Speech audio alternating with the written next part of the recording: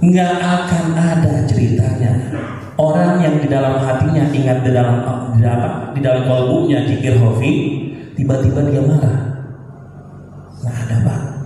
Kecuali kalau zikir khafinya lepas, pasti akan timbul amarah. Karena tadi kita sudah menjauh dari yang maha sabar. Jadi ayat itu menunjukkan bahwa sabar itu bagi mereka yang hatinya pulang perginya kepada Allah. Inna lillahi wa inna ilaihi raji'un. Fa aina tarji'un? Mau kemana kau pergi? Mau kemana kau pulang? Inna lillahi wa inna ilaihi raji'un. Sebelum kita pulang harus sudah bisa pulang ke negeri asal.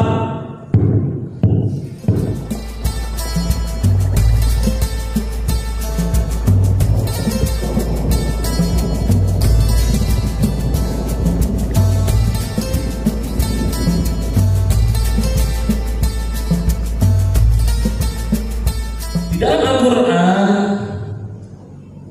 Allah berfirman, innamal mu'minuna alladzina idza dzukirallahu wajilat qulubuhum. Tanda-tanda orang beriman ialah orang-orang yang selalu mengingat Allah sampai hatinya bergetar. La ilaha illallah, la ilaha illallah. Itu salah satu tanda dan ciri orang-orang yang beriman. Ya ayyuhalladzina amanu, Allah memanggil wahai orang-orang yang beriman yang mana dalam hatinya dia selalu mengingat Allah, lisannya selalu basah mengucapkan tahmid, takbir dan tahlil. Karena di dalam tahmid, takbir masuk di dalam satu kalimat la ilaha. Takbir itu Allahu Akbar, Allah Maha Besar. Masuk di dalam kalimat la ilaha illallah, la akbar illallah. Tidak ada yang dibesar-besarkan kecuali Allah. Masuk dalam kalimat la ilaha illallah, la ilaha illallah. Hamdalah pun begitu. Hamdalah artinya pujian. Kalimatnya alhamdulillah. Di dalam alhamdulillah masuk dalam kitab la ilaha illallah, la ahmada illallah. Tidak ada yang dipuji kecuali Allah. La ilaha illallah, la ilaha illallah. Sehingga kalau ada kita sudah bibir sudah basah dan mengucapkan kalimat la ilaha illallah dan hati sudah teringat dengan asma, tidak ada suara. Inilah yang dipanggil oleh Allah. Ya ayyuhalladzina amanu, wahai orang-orang yang beriman, isbiru. Jika engkau menghadapi satu ujian, jika engkau menghadapi satu bala, satu musibah, isbiru, bersabarlah engkau. Wasabiru, kuatkan kesabaran engkau. Yang mana orang-orang yang bersabar? Buka di dalam surah Al-Baqarah ayat 173 kalau tidak salah. Wasta'inu bis-sabri was-shalah innallaha ma'as-sabirin. Tolong-tolonglah engkau di dalam beribadah salat kepadaku dan jadikanlah sabar sebagai pegangannya. Wasta'inu bis-sabri was-shalah. Sabar dan salat jadikan sebagai penolong. Sesungguhnya Allah cinta kepada orang-orang yang sabar. Wala taqulu liman yuqtalu fi sabilillahi amwat. Jangan katakan orang-orang yang berjihad kepada Allah, orang-orang yang hatinya ingat kepada Allah dikala mati dia nggak mati, bal ahya, dia tetap hidup. Walakin la tashkurun. Tapi engkau tidak merasakan kehidupannya, cuma beda alam. Ini dalil menunjukkan bahwasanya pengersa Allah tetap hidup, bahkan lebih bebas menggenggam kalbu kita dan rohani kita. Karena dikala Abah masih hidup ada taklif, ada beban kemanusiaan. Kalau sudah wafat hilang taklif itu, Abah lebih bebas serangga rohani dan kalbu kita. Wala taqulu liman yuqtalu fi sabilillahi amwat bal ahya walakin la tashkurun. Tapi mereka itu tetap hidup di sisi kamu. Kamu tidak merasakan kehadirannya. Dilanjutkan, wala nabluwannakum bisyai'in minal khaufi wal ju'i wa naqsin minal amwali wal anfusi was samarat wa basyyiris sabirin. Pasti kata Allah, semua yang hidup aku uji, aku kasih masalah, aku kasih ujian. Bagi mereka-mereka yang beriman, ujian itu untuk kenaikan iman dan takwanya. Bagi mereka-mereka yang dekat kepadaku akan meningkatkan martabat wilayahnya. Tapi bagi mereka yang kufur, menganggap itu adalah azab dari Tuhan. Belum tentu, Pak. Nabi Ayub dikasih sakit, udah dikasih sakit, harta rumahnya itu kebakar, udah kebakar, nggak punya memiliki harta lagi, anak-anaknya meninggal. Setelah anak-anaknya meninggal, diusir sama istrinya ke tengah hutan. Apakah Nabi Ayub kecewa? Tidak, karena dia tahu posisinya. Pada saat itu Allah sedang menguji Nabi Ayub.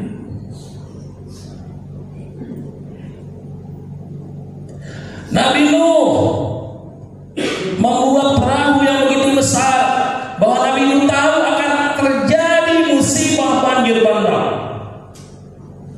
Tapi Nabi Nuh diketahui oleh umatnya, sampai anaknya yang bernama Kan'an mengatakan, ayah, kok bisa-bisanya ayah buat perahu begitu besar padahal saat ini musim panas.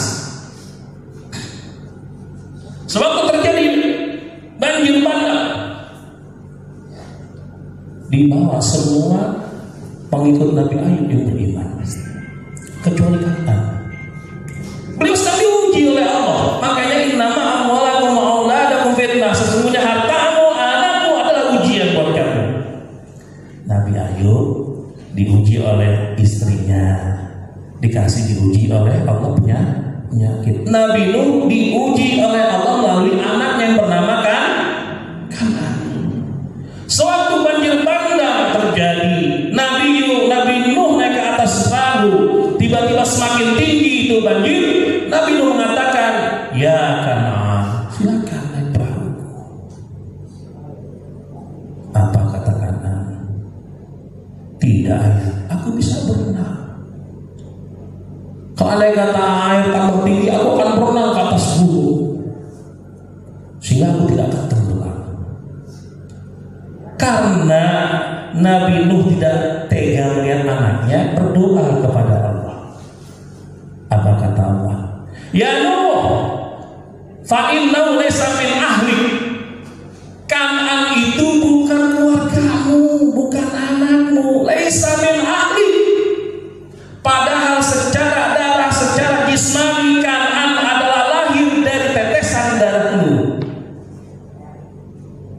tercipta dari sperma Nabi. Fa innahu laysa min ahlik. Itu bukan anakmu. Ini menunjukkan silo kalau belum terbuka. Perahunya Nabi Nuh, yaitu kalimat la ilaha illallah. Coba di rumah Pangeran Sahabat itu ada bentuk perahu, gambar perahu, kalimatnya la ilaha illallah Muhammadur Rasulullah. Kalau sudah masuk ke dalam kapal la ilaha illallah Muhammadur Rasulullah, pasti akan selamat. Fa'innahu laysa min ahlik. Walaupun Kan'an adalah darah daging dari Nabi Nuh. Allah menjawab seperti itu. Jadi semua nabi itu diuji oleh Allah. Semakin berat, semakin susah, semakin sukar ujian yang dihadapi, semakin memantapkan keimanan dan ketakwaan kita kepada Allah, dan semakin ditambah martabat wilayah oleh Allah.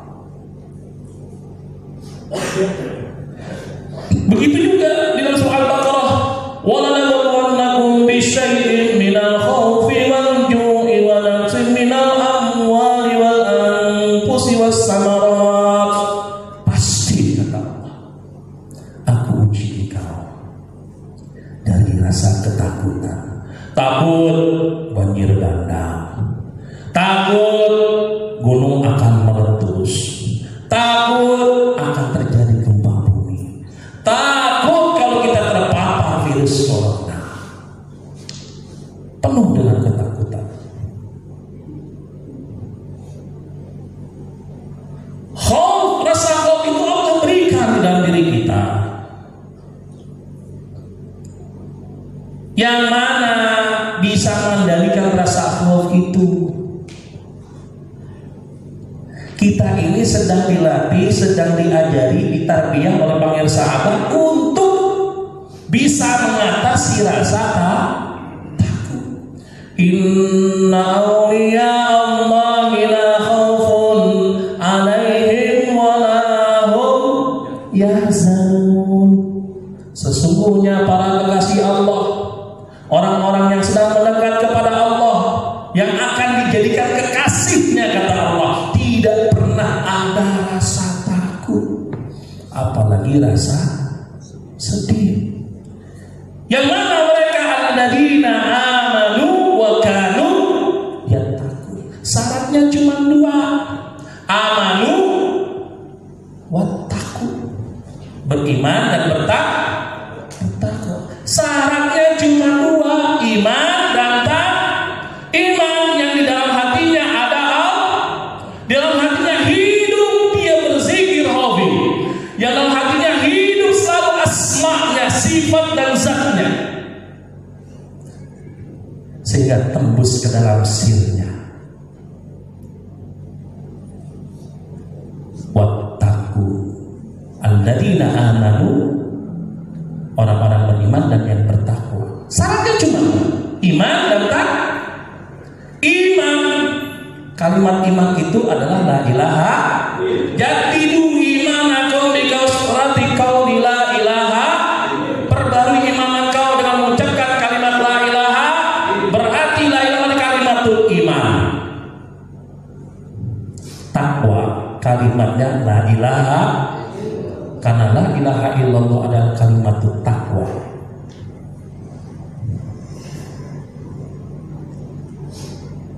Kalau dua itu kita sudah miliki, aman hidup di dunia maupun hidup di akhirat.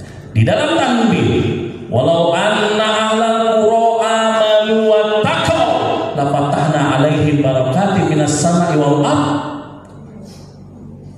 walakin kadzabu fa akhadnahum bima kanu yaksibun. Di dalam tanbih, jika penduduk negeri, penduduk kota, penduduk kampung beriman dan bertakwa kepada Allah, maka Allah akan kirimkan keberkahan dari langit dan keberkahan dari bumi. Tapi kalau dia berdusta, kalau dia ingkar, kalau dia tidak mau ingat Allah, tidak mau berzikir kepada Allah, tidak mau tunduk dan taat kepada Allah, fa akhadnahu bima kanu yaksibun. Allah akan siksa. Allah akan cabut keberkahan tersebut dan Allah timpakan musibah dan bala. Cuma dua syaratnya, iman dan takwa. Tapi sabar bentuknya seperti apa? Bagaimana mengaplikasikan sabar? Di dalam Al-Quran tadi, pasti aku uji dengan rasa ketakutan. Minal khaufi wal ju', rasa lapar. Dengan adanya Covid, kerja diberhentikan, di PHK, dirumahkan. Akhirnya anak-anak tidak bisa makan. Bingung. Wal ju', mau menyekolahkan anak bingung. Mau makan besok pakai apa juga bingung karena tidak dapat uang yang cukup. Selain rasa takut, rasa lapar,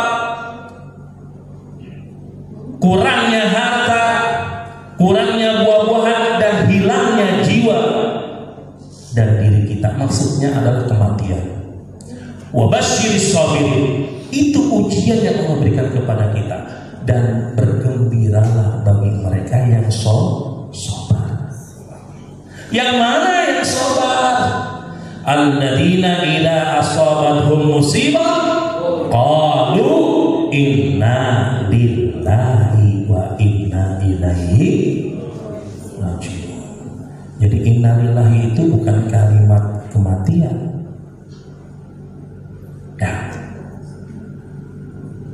Yang mana yang sabar bergembira? Mereka-mereka yang sabar, kata Allah. Yang mana yang sabar apabila diuji, ditimpa dengan musibah, ditimpa dengan bala, mereka akan mengatakan inna lillahi wa inna ilaihi raji'un.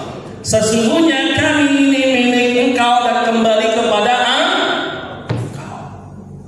Yang mana itu yang sabar? Yang perginya kepada Allah, pulangnya kepada Allah, kembalinya kepada Allah. Apa itu zikir?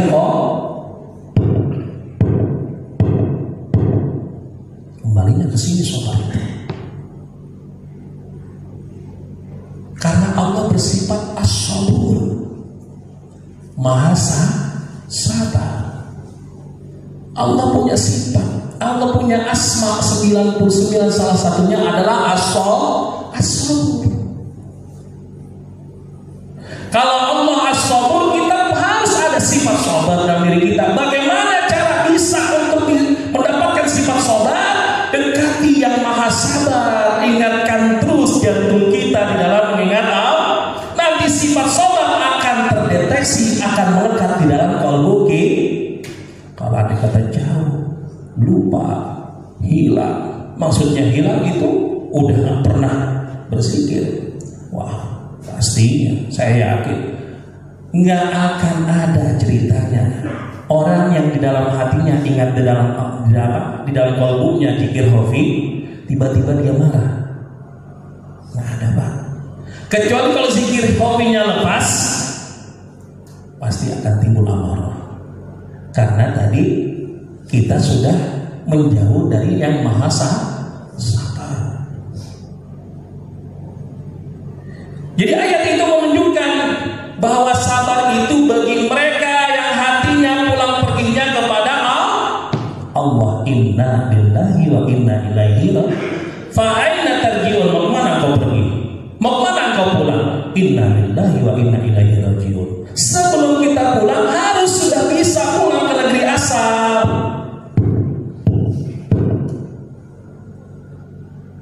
Fa aina tadhhabun? Mau kemana engkau berangkat?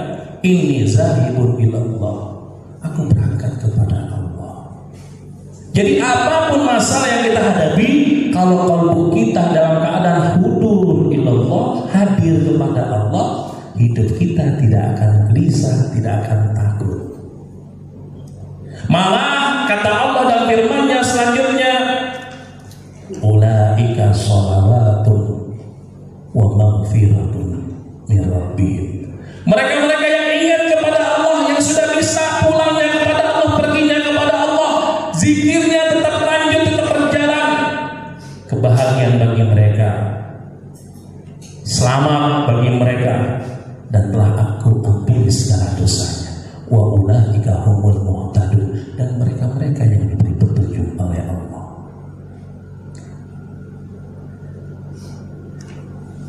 Kembali kepada Rabithah. Jadi ayat Rabithah ini sangat luar biasa kalau dikulik, kalau dikupas. Wahai orang-orang yang ya ayyuhalladzina amanu isbiru wasabiru, sudah isbiru wasabiru, bersabar, kuatkan kesabaran kita. Setelah sudah bersabar, kuatkan kesabaran kita dengan zikir khafi, ta'alluq batin kepada Allah, warabitu, ta'alluq zahir kepada guru. Warabitu itu eratkan hubungan engkau kepada Allah dan kepada guru, kepada orang-orang yang sudah dekat kepada Allah. Saya nggak kenal Allah, Pak. Saya belum masuk ke tingkatan mahabbah. Saya masih jauh perjalanan. Tapi saya kenal panggil sahabat. Karena saya yakin ada panggil sahabat. Kun ma'allah wa ilam takun ma'allah kun ma'allah wa yahsibu ilallah. Dekati aku, kenali aku, cintai aku kata Allah. Kalau engkau belum kenal, belum cinta, belum dekat, dekati orang yang sudah dekat kepada Allah. Boleh enggak? Kalau kita dalam keadaan dililit hutang, ditimpa ujian sakit, diberikan lagi kesusahan, masalah, musibah oleh Allah, tapi kita memohon kepada guru, Abah tolong saya banyak hutang Abah, saya banyak hutang Abah, tolong saya Abah, kontrakan saya belum dibayar 3 bulan Abah. Boleh nggak seperti itu? Abah, anak saya sakit. Boleh tidak Pak? Saya baru beli Anwarul Qudsiyah dari mana Kang Iman. Ada murid robitoh kepada guru, ya. Memandang wajah guru, membayangkan wajah guru, meminta pertolongan kepada wajib, karena kita tidak kenal dengan Allah. Contoh, Syekh Saman punya murid 2. Yang satu namanya si A, yang satu si B. Syekh Saman pergi haji ke Mekah. Ini sampai jam berapa ya kira-kira? Udah setengah jam ini. 10 menit lagi ya. Akhirnya Syekh Saman dia naik perahu besar. Karena saking cintanya si murid tersebut, yang si A dengan si B, murid kesayangan Syekh Saman, dia ikut naik perahu getek di tengah lautan. Zaman dulu belum ada pesawat. Di tengah lautan ada gelombang besar. Murid A dan murid B tenggelam. Murid A mengatakan, ya Syekh Saman tolong aku. Murid B mengatakan, ya Allah selamatkan aku. Ternyata yang murid B kelupaan, tidak tertolong. Tapi yang memanggil, ya Syekh Saman tolong aku. Tiba-tiba sekonyong-konyong tangan Syekh Saman memegang pundaknya. Murid A selamat. Kok kenapa yang memanggil ya Syekh Saman bisa selamat, tidak mati di telan ombak? Karena dia tidak kenal kepada Allah, tapi dia kenal kepada kekasih Allah yang bernama Syekh Saman. Begitupun di dalam Mangkobah, ada seorang murid Tuan Syekh Abdul Qadir ingin diperkosa sewaktu dia mengambil air wudhu. Sewaktu Tuan Syekh Abdul Qadir ingin mengambil air wudhu, dia mengatakan, ya Syekh Abdul Qadir tolong aku. Maka sekonyong-konyong bagian Tuan Syekh Abdul Qadir dilemparkan, maka kenalah jidat orang yang ingin memerkosa wanita tersebut. Maksudnya apa? Sewaktu si murid mengatakan, ya Syekh, wahai apa, tolong aku, itu ta'aluk zohir. Ta'aluk zohir. Suatu mengucapkan wahai apa, itu sedang ta'aluk zohir, antara zohir si murid dengan zohir guru. Tapi kan si murid itu hidup kalbunya. Kalbunya hidup kepada Allah disebut ta'aluk batin. Berapa banyak orang yang ta'aluk zahir tapi batinnya ikut ta'aluk. Orang bisa berangkat umroh haji, subhanallah alhamdulillah wa la ilaha illallah, hatinya meminta kepada Ka'bah, itu kan makhluk. Jadi sewaktu kalbu kita sedang tawaf, biarkan ta'aluk zahir kita, wajah kita, badan kita menghadap ke hati, jangan ikut-ikutan, karena kita sudah ditanam zikir sewaktu kita mengucapkan wahai Abah tolong aku, Pada saat itu kita sedang ta'alluq zahir, batinnya tetap kepada Allah. Pernah kejadian itu Pangeran Sa'wah, bahwasanya gunung Pangrango ya, gunung gede, pernah mau meletus. BMKG udah mengatakan akan meletus.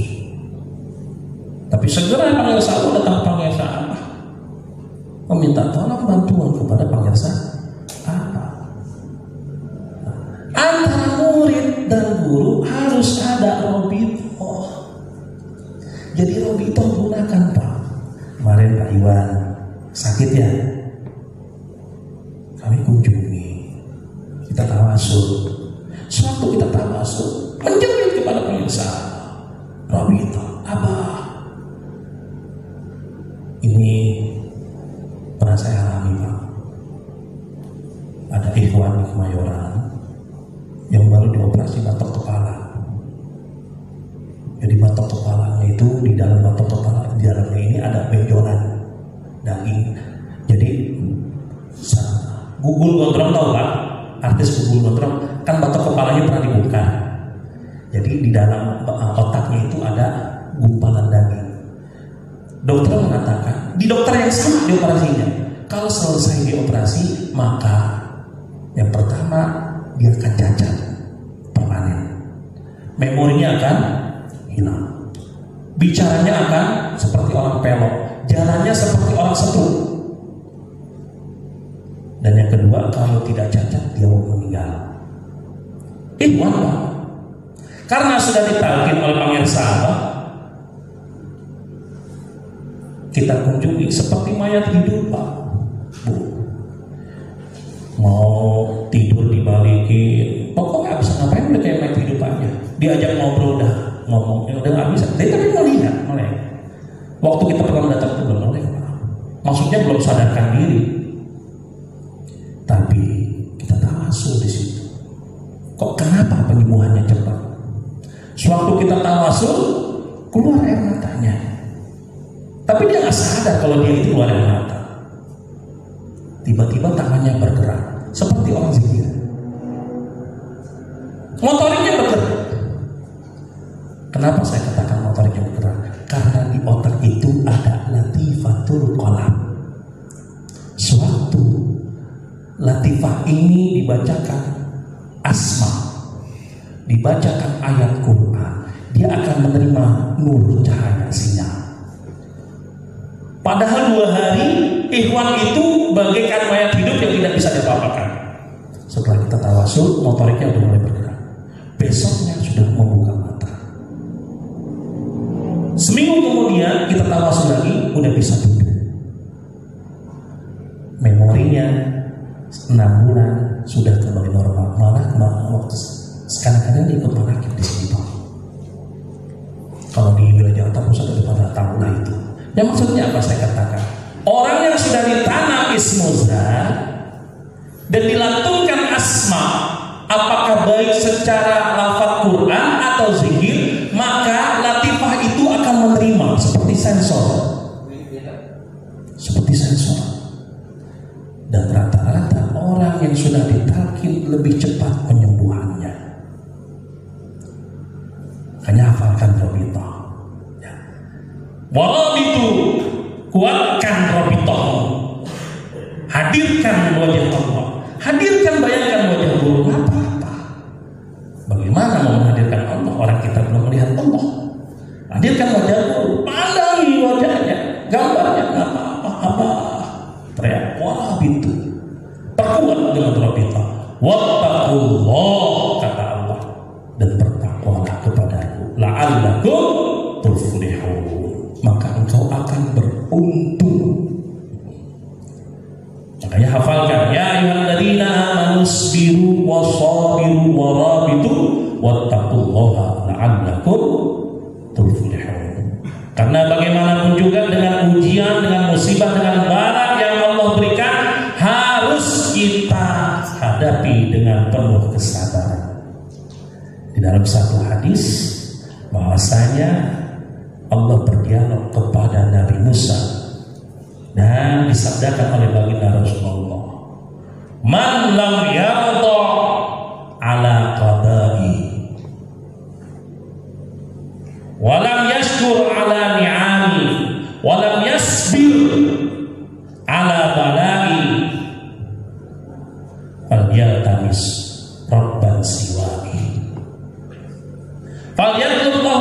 siwani. Akhir dari hikmah ilmiah ini, jikalau engkau, kata Allah, tidak ridho dengan qada'ku, jikalau engkau hidup tidak ridho dengan ketetapan qada dan qada'ku, kata Allah, engkau tidak sabar dengan ujian dan bala yang aku berikan, dan engkau tidak bersyukur atas nikmatku, kata Allah, falyatub, silakan minta kepada selainku, dan silakan keluar dari bumi dan langitku.